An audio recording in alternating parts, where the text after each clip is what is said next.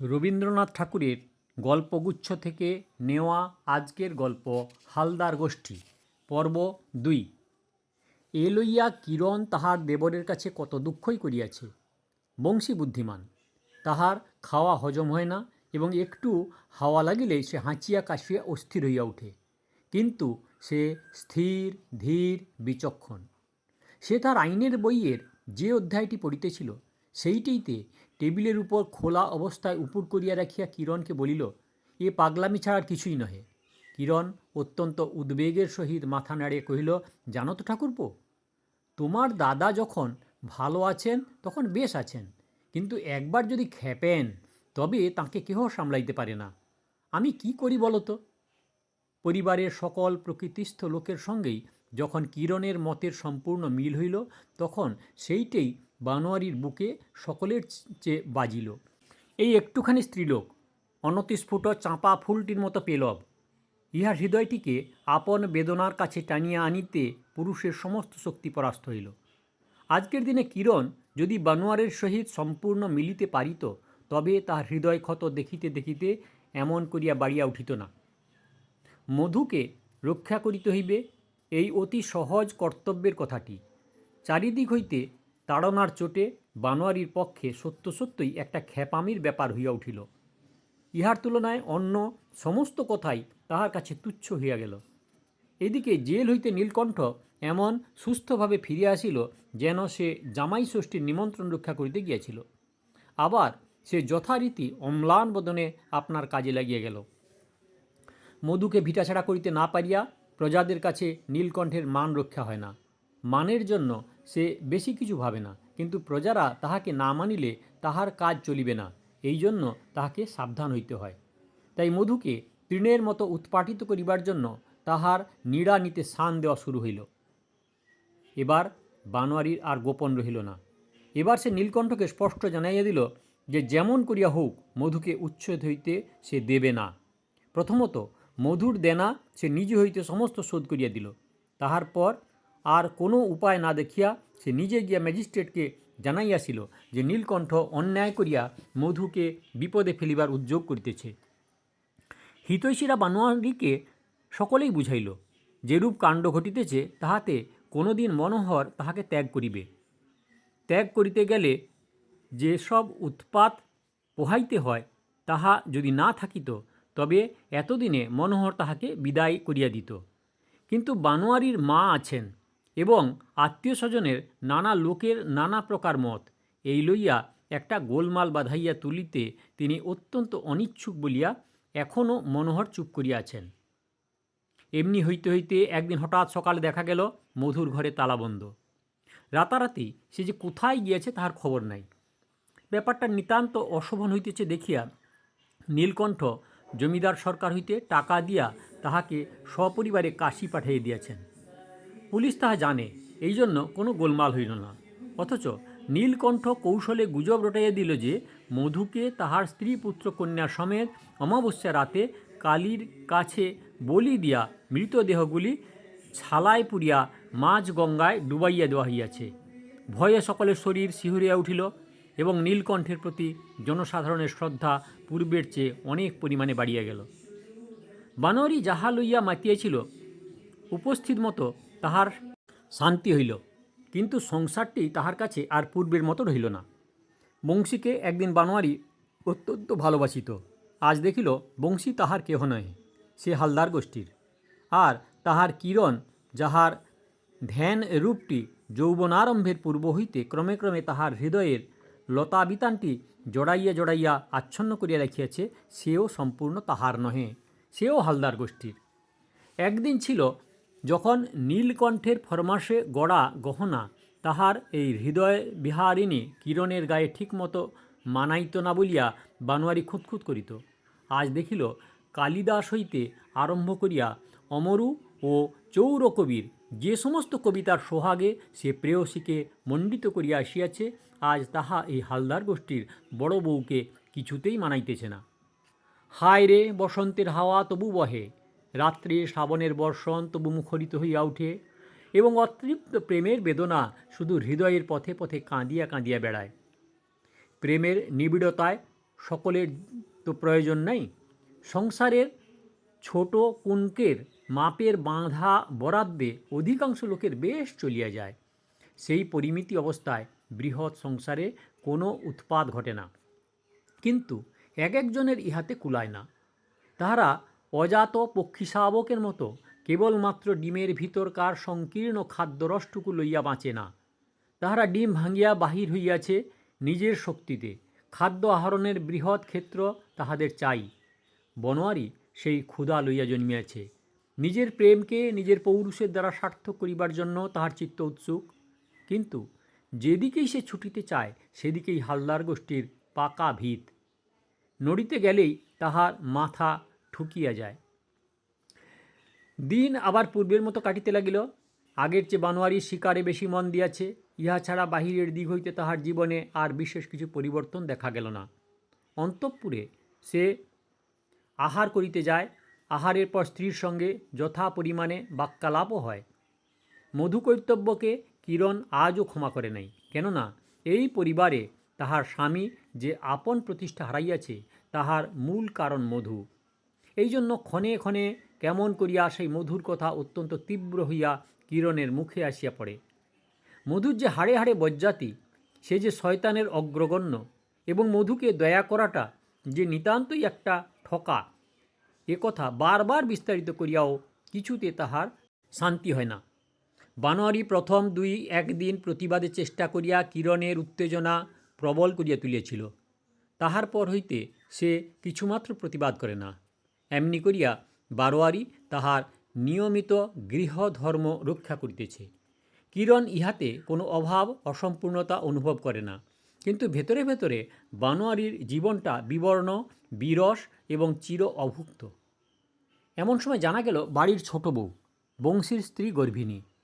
সমস্ত পরিবার আশায় উৎফুল্ল হইয়া উঠিল। কিরণের দ্বারা এই মহৎ বংশের প্রতি যে কর্তব্যের ত্রুটি হইয়াছিল, এতদিন পর তাহা পূরণের সম্ভাবনা দেখা যাইতেছে। এখন ষষ্ঠীর কৃপায় কন্যা না হইয়া পুত্র হইলে রক্ষা। পুত্রই জন্মিল। ছোটবাবু কলেজের পরীক্ষাতে উত্তীর্ণ, বংশের পরীক্ষাতেও প্রথম মার্ক পাইল। তাহার আদর উত্তরোত্তর বাড়িয়া উঠিতেছিল। এখন তাহার আদরের সীমা রহিল না। সকলে মিলিয়া এই ছেলেটিকে লইয়া পড়িল। কিরণ তো তাহার এক মুহূর্ত কোল হইতে নামাইতে চায় না।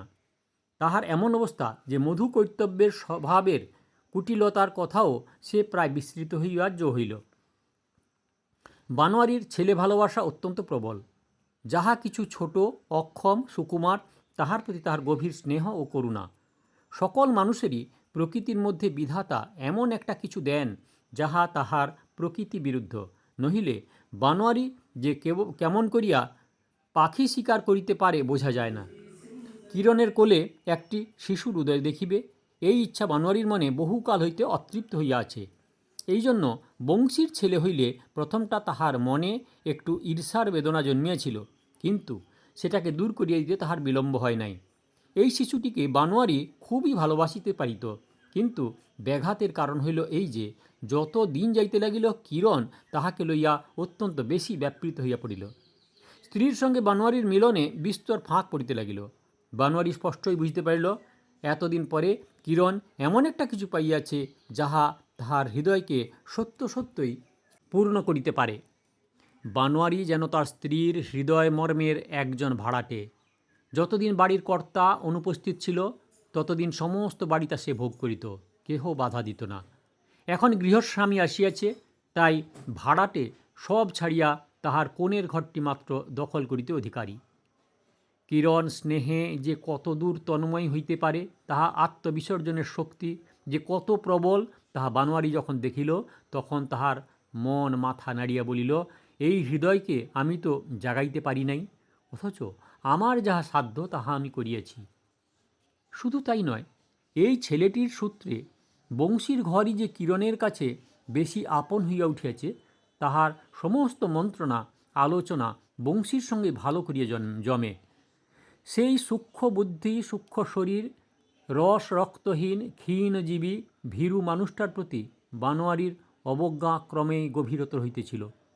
সংসারের সকল লোকে তাহাকে এই বানোয়ারির চেয়ে সকল বিষয়ে বিশেষ যোগ্য বলিয়া মনে করে, তাহা বানোয়ারির সহিয়াছে। কিন্তু আজ সে যখন বারবার দেখিল মানুষ হিসাবে তাহার স্ত্রীর কাছে বংশীর মূল্য বেশি, তখন নিজের ভাগ্য এবং বিশ্ব সংসারের প্রতি তাহার মন প্রসন্ন হইল না। এমন সময় পরীক্ষার কাছাকাছি কলকাতায় বাসা হইতে খবর আসিল বংশী জ্বরে পড়িয়াছে এবং ডাক্তার আরোগ্য অসাধ্য বলিয়া আশঙ্কা করিতেছে। বানোয়ারি কলকাতায় গিয়া দিন রাত জাগিয়া বংশীর সেবা করিল, কিন্তু তাহাতে বাঁচাইতে পারিল না। মৃত বানোয়ারির স্মৃতি হইতে সমস্ত কাঁটা উৎপাটিত করিয়া লইল। বংশী যে তাহার ছোট ভাই এবং শিশু বয়সে দাদার কোলে যে তাহার স্নেহের আশ্রয় ছিল, এই কথাই তাহার মনে অশ্রুধৌত হইয়া উজ্জ্বল হইয়া উঠিল। এবার ফিরিয়া আসিয়া তাহার সমস্ত প্রাণের যত্ন দিয়া শিশুটিকে মানুষ করিতে সে কৃত সংকল্প হইল। কিন্তু এই শিশু সম্বন্ধে কিরণ তাহার প্রতি বিশ্বাস হারাইয়াছে।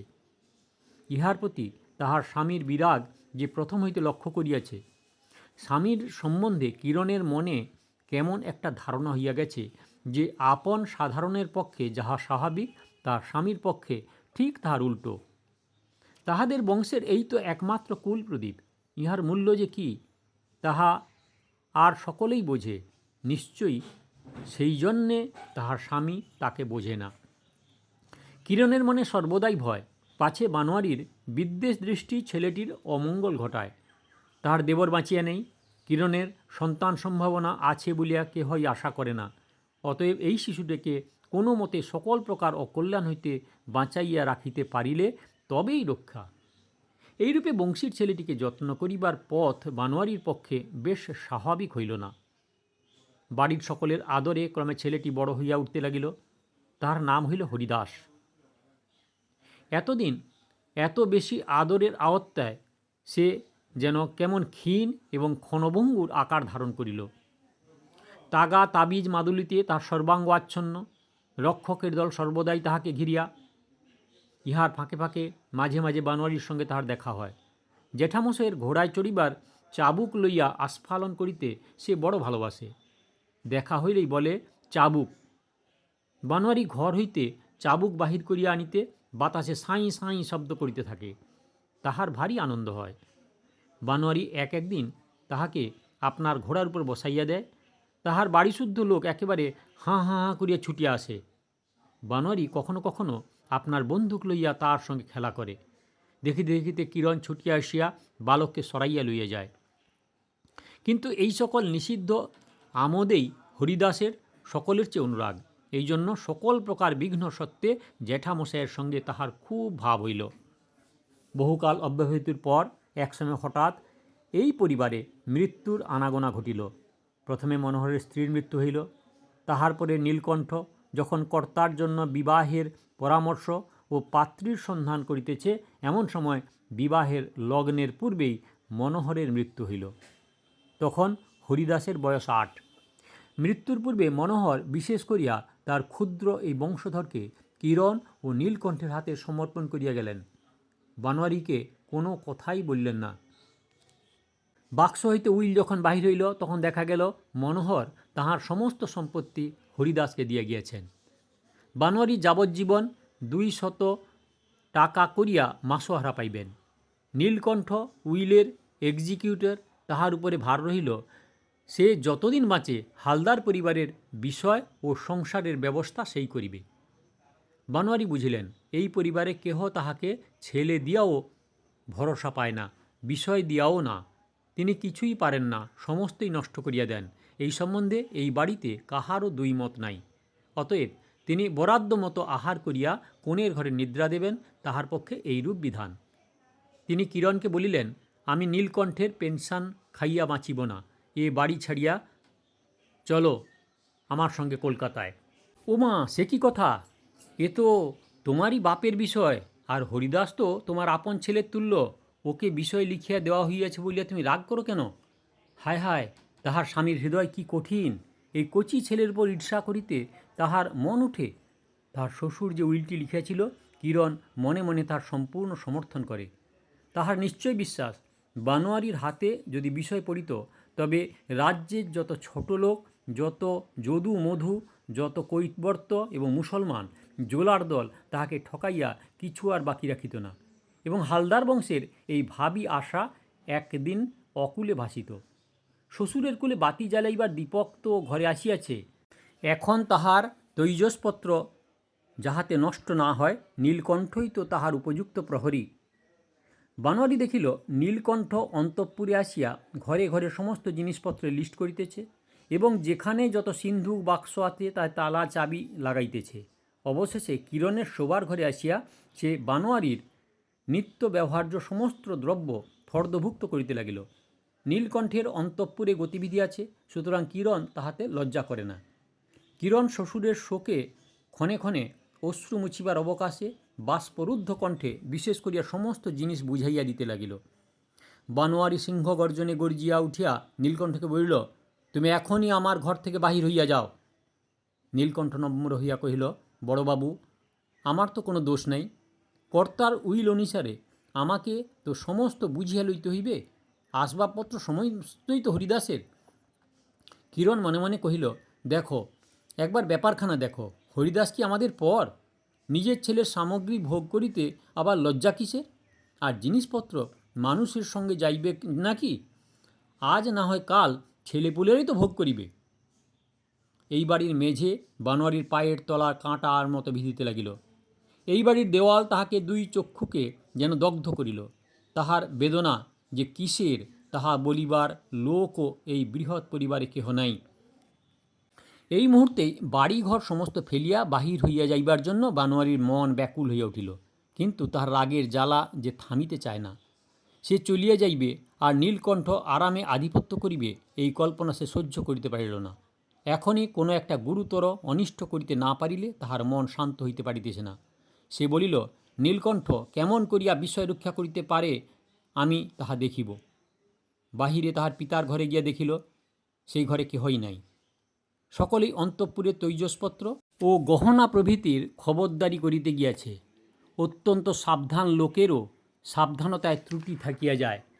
নীলকণ্ঠের হুঁশ ছিল না যে কর্তার বাক্স খুলিয়া উইল বাহির করিবার পরে বাক্সর চাবি লাগানো হয় নাই। সেই বাক্সর তাড়া বাঁধা মূল্যবান সমস্ত দলিল ছিল। সেই দলিলগুলির উপরেই এই হালদার বংশের সম্পত্তির ভিত্তি প্রতিষ্ঠিত। বানোয়ারি এই দলিলগুলির বিবরণ কিছুই জানে না, কিন্তু এইগুলি যে অত্যন্ত কাজের এবং ইহাদের অভাবে মামলা মোকদ্দমা পদে পদে ঠকিতে হইবে তাহা সে বোঝে। কাগজগুলি লইয়া সে নিজের একটা রুমালে জড়াইয়া তাহাতে বাহিরের বাগানে চাঁপা তলার বাগানে চাতালে বসিয়া অনেকক্ষণ ধরে ভাবিতে লাগিল। পরদিন শ্রাদ্ধ সম্বন্ধে আলোচনা করিবার জন্য নীলকণ্ঠ বানোয়ারির কাছে উপস্থিত হইল। নীলকণ্ঠের দেহের ভঙ্গি অত্যন্ত বিনম্র, কিন্তু তাহার মুখের মধ্যে এমন একটা কিছু ছিল অথবা ছিল না, যাহা দেখিয়া অথবা কল্পনা করিয়া বানোয়ারির পিত্ত জ্বলিয়া গেল। তাহার মনে হইল নম্রতার দ্বারা নীলকণ্ঠ তাহাকে ব্যঙ্গ করিতেছে। নীলকণ্ঠ বলিল, কর্তার শ্রাদ্ধ সম্বন্ধে। বানোয়ারি তাহাকে কথা শেষ করিতে না দিয়াই বলিয়া উঠিল, আমি তাহার কি জানি? নীলকণ্ঠ কহিল, সে কি কথা, আপনি তো শ্রাদ্ধাধিকারী। মস্ত অধিকার, শ্রাদ্ধের অধিকার। সংসারে কেবল এইটুকুতে আমার প্রয়োজন আছে, আমি আর কোনো কাজেরই নই। বানোয়ারি গর্জিয়া উঠিল, যাও যাও, আমাকে বিরক্ত করিও না। নীলকণ্ঠ গেল, কিন্তু তাহার পেছন হইতে বানোয়ারির মনে হইল সে হাসিতে হাসিতে গেল। বানোয়ারির মনে হইল বাড়ির সমস্ত চাকর বাকর এই অশ্রবিদ্ধ, এই পরিত্যক্ত লইয়া আপনাদের মধ্যে হাসি তামাশা করিতেছে। যে মানুষ বাড়ির অথচ বাড়ির নহে, তাহার মতো ভাগ্য কর্তৃক পরিহসিত আর কে আছে? পথের ভিক্ষুকও নহে। বানোয়ারি সেই দলিলের তাড়া লইয়া বাহির হইল। হালদার পরিবারের প্রতিবেশী ও প্রতিযোগী জমিদার ছিল প্রতাপপুরের বাণুজ্যে জমিদার। বানোয়ারি স্থির করিল, এই দলিল দস্তাবেজ তাহাদের হাতে দেব, বিষয় সম্পত্তি সমস্ত ছারখার হইয়া যাক। বাহির হইবার সময় হরিদাস উপরের তলা হইতে তাহার সুমধুর কণ্ঠস্বরে চিৎকার করে উঠিল, বলিল, জ্যাঠামশাই, তুমি বাহিরে যাইতেছ, আমিও তোমার সঙ্গে বাহিরে যাইব। বানোয়ারির মনে হইল বালকের অশুভ গ্রহ এই কথা তাহাকে দিয়ে বলাইয়া লইল। আমি তো পথি বাহির হইয়াছি, উহাকেও আমার সঙ্গে বাহির করিব? যাবে যাবে, সব ছারখার হইবে। বাহিরের বাগান পর্যন্ত যাইতেই বানোয়ারির একটা বিষম গোলমাল শুনিতে পাইল। অদূরে হাটের সংলগ্ন একটি বিধবার কুটিরে আগুন লাগিয়াছে। বানোয়ারি চিরভ্যাসক্রমে এই দৃশ্য দেখিয়া সে আর স্থির থাকিতে পারিল না। তাহার দলিলের তাড়া সে চাঁপা তলায় রাখিয়া আগুনের কাছে ছুটিল। যখন ফিরিয়া আসিল দেখিল তাহার সেই কাগজের তাড়া নেই। মুহূর্তের মধ্যে হৃদয়ে শেল বিধিয়া এই কথাটা মনে হইল, নীলকণ্ঠের কাছে আবার আমার হার হইল। বিধবার ঘর জ্বলিয়া ছাই হইয়া গেছে, তাহাতে ক্ষতি কি? তাহার মনে হইল চতুর নীলকণ্ঠই ওটা পুনর্বার সংগ্রহ করিয়াছে। একেবারে ঝড়ের মতো সে কাছারিতে আসিয়া উপস্থিত। নীলকণ্ঠ তাড়াতাড়ি বাক্স বন্ধ করিয়া সসম্ভ্রমে দাঁড়াইয়া উঠিয়া বানোয়ারিকে প্রণাম করিল। বানোয়ারির মনে হইল এই বাক্সের মধ্যেই সে কাগজ লুকাইয়াছে। কোনো কিছু না বলিয়া একেবারে সেই বাক্সটা খুলিয়া তাহার মধ্যে কাগজ ঘাঁটিতে লাগিল। তাহার মধ্যে হিসেবের খাতা ও তাহারই জোগাড়ের সমস্ত নথি। বাক্স উপুড় করিয়া ঝাড়িয়া কিছুই মিলল না। রুদ্ধপ্রায় কণ্ঠে বানোয়ারি কহিল, তুমি চাঁপাতলায় গিয়েছিলে? নীলকণ্ঠ কহিল, আজ্ঞে হাঁ, গিয়েছিলাম বই কি। দেখিলাম আপনি ব্যস্ত হইয়া ছুটিতেছেন। কি হইল তাহাই জানিবার জন্য বাহির হইয়াছিলাম। বানোয়ারি বলিল, আমার রুমালে বাঁধা কাগজগুলো তুমিই লইয়াছ? নীলকণ্ঠ নিতান্ত ভালো মানুষের মতো কহিল, আজ্ঞে না। বানোয়ারি কহিল, মিথ্যে কথা বলিতেছ, তোমার ভালো হইবে না, এখনই ফিরাইয়া দাও। বানোয়ারি মিথ্যা তর্জন গর্জন করিল। কি জিনিস তাহার হারাইয়াছে তাহাও সে বলিতে পারিল না, এবং সেই চোরাই মাল সম্বন্ধে তাহার কোনো জোর নাই জানিয়া সে মনে মনে অসাবধান্য, মূঢ় ও আপনাকেই যেন ছিন্ন ছিন্ন করিতে লাগিল। কাছারিতে এইরূপ পাগলামি করিয়া সে চাঁপাতলায় আবার খোঁজাখুঁজি করিতে লাগিল। মনে মনে মাতৃদিব্য করিয়া সে প্রতিজ্ঞা করিল, যে করিয়া হোক এই কাগজগুলো পুনরায় উদ্ধার করিয়া তবে আমি ছাড়িব। কেমন করিয়া উদ্ধার করিবে তাহা চিন্তা করিবার সামর্থ্য তাহার ছিল না। কেবল ক্রুদ্ধ বালকের মতো বারবার মাটিতে পদাঘাত করিতে করিতে বলিল, উদ্ধার করিবই। শ্রান্ত দেহে সে গাছতলায় বসিল। কেহ নাই, তাহার কেহ নাই, এবং তাহার কিছুই নাই। এখন হইতে নিঃসম্বলে আপন ভাগ্যের সঙ্গে এবং সংসারের সঙ্গে তাহাকে লড়াই করিতে হইবে। তাহার পক্ষে মান সম্ভ্রম নাই, ভদ্রতা নাই, প্রেম নাই, স্নেহ নাই, কিছুই নাই। আছে কেবল মরিবার এবং মারিবার অধ্যাবসায়। এইরূপ মনে মনে ছটপট করিতে করিতে নিরতিশয় ক্লান্তিতে চাতালের উপর পড়িয়া কখন সে ঘুমাইয়া পড়িয়াছে। যখন জাগিয়া উঠিল তখন হঠাৎ বুঝিতে পারিল না কোথায় সে আছে। ভালো করিয়া সজাগ হইয়া উঠিয়া বসিয়া দেখে তার শিয়রের কাছে হরিদাস বসিয়া। বানোয়ারিকে জাগিতে দেখিয়া হরিদাস বলিয়া উঠিল, জ্যাঠামশাই, তোমার কি হইয়াছে বলো দেখি। বানোয়ারি স্তব্ধ হইয়া গেল। হরিদাসের এই প্রশ্নের উত্তর করিতে পারিল না। হরিদাস কহিল, আমি যদি দিতে পারি আমাকে কি দেবে? বানোয়ারির মনে হইল হয়তো আর কিছু। সে বলিল, আমার যাহা আছে সব তোকে দেব। এ কথা সে পরিহাস করিয়াই বলিল। সে জানে তাহার কিছুই নাই। তখন হরিদাস আপন কাপড়ের ভেতর হইতে বানোয়ারির রুমালে মোড়া সেই কাগজের তাড়া বাহির করিল। এই রঙিন রুমালটাকে বাঘের ছবি আঁকা ছিল। সেই ছবি তাহার জ্যাঠামশাইকে অনেকবার দেখাইয়াছে। এই রুমালটার প্রতি হরিদাসের বিশেষ লোভ। সেই জন্যে অগ্নিদাহের গোলমালে ভৃত্যেরা যখন বাহিরে ছুটিতেছিল, সেই অবকাশে বাগানে আসিয়া হরিদাস চাঁপাতলার দূর হইতে ওই রুমালটা দেখিয়াই চিনিতে পারিয়াছিল। হরিদাসকে বানোয়ারি বুকের কাছে টানিয়া লইয়া চুপ করিয়া বসিয়া রহিল। কিছুক্ষণ পরে তাহার চোখ দিয়া ঝরঝর করিয়া জল পড়িতে লাগিল। তাহার মনে পড়িল অনেক দিন পূর্বে সে তাহার এক নূতন কোনো কুকুরকে শায়েস্তা করিবার জন্য তাহাকে বারংবার চাবুক মারিতে বাধা দিয়েছিল। একবার তাহার চাবুক হারাইয়া গিয়াছে, কোথাও সে খুঁজিয়া পাইতেছিল না। তখন চাবুকের আশা পরিত্যাগ করিয়া সে বসিয়া আছে, এমন সময় দেখিল সেই কুকুরটা কোথা হইতে চাবুকটা মুখে করিয়া মনিবের সম্মুখে আনিয়া পরমানন্দে লেজ নাড়িতেছে। আর কোনোদিন কুকুরকে সে চাবুক মারিতে পারে নাই। বানোয়ারি তাড়াতাড়ি চোখের জল মুছিয়া ফেলিল। হরিদাস, তুই কি চাস আমাকে বল। হরিদাস বলিল, আমি তোমার এই রুমালটা চাই জ্যাঠামশাই। বানোয়ারি বলিল, আয় হরিদাস, তোকে কাঁধে চড়াই। হরিদাসকে কাঁধে তুলিয়া লইয়া বানোয়ারি তৎক্ষণাৎ অন্তঃপুরে চলিয়া গেল। শয়ন ঘরে গিয়া দেখিল কিরণ সারাদিন রৌদ্রে দেওয়া কম্বলখানি বারান্দা হইতে তুলিয়া আনিয়া ঘরের মেঝের উপর পাতিয়াছে। বানোয়ারির কাঁধের উপর হরিদাসকে দেখিয়া সে উদ্বিগ্ন হইয়া বলিয়া উঠিল, নামাইয়া দাও, নামাইয়া দাও। উহাকে তুমি ফিরিয়ে দাও। বানোয়ারি কিরণের মুখের দিকে স্থির দৃষ্টি রাখিয়া কহিল, আমাকে আর ভয় করিও না, আমি ফেলিয়া দিব না। এই বলিয়া সে কাঁধ হইতে নামাইয়া হরিদাসকে কিরণের কোলের কাছে অগ্রসর করিয়া দিল। তাহার পরে সেই কাগজগুলি লইয়া কিরণের হাতে দিয়া কহিল, এইগুলি হরিদাসের বিষয় সম্পত্তির দলিল, যত্ন করিয়া রাখিও। কিরণ আশ্চর্য হয়ে কহিল, তুমি কোথা হইতে পাইলে? বানোয়ারি কহিল, আমি চুরি করিয়াছিলাম। তাহার পর হরিদাসকে বুকে টানিয়া কহিল, এই নে বাবা, তোর জ্যাঠামশাইয়ের যে মূল্যবান সম্পত্তির প্রতি তোর লোভ পড়িয়াছে, এই নে, বলিয়া রুমালটি তাহার হাতে দিল। তাহার পর আর একবার ভালো করিয়া কিরণের দিকে তাকাইয়া দেখিল সেই তন্নি এখন তো তন্নি নেই, কখন মোটা হইয়াছে সে তা লক্ষ্য করে নাই। এতদিনে হালদার গোষ্ঠীর বড় বউয়ের উপযুক্ত চেহারা তাহার ভরিয়া উঠিয়াছে। আর কেন, এখন অমরু শতকের কবিতাগুলো বানোয়ারির অন্য সমস্ত সম্পত্তির সঙ্গে বিসর্জন দেওয়াই ভালো।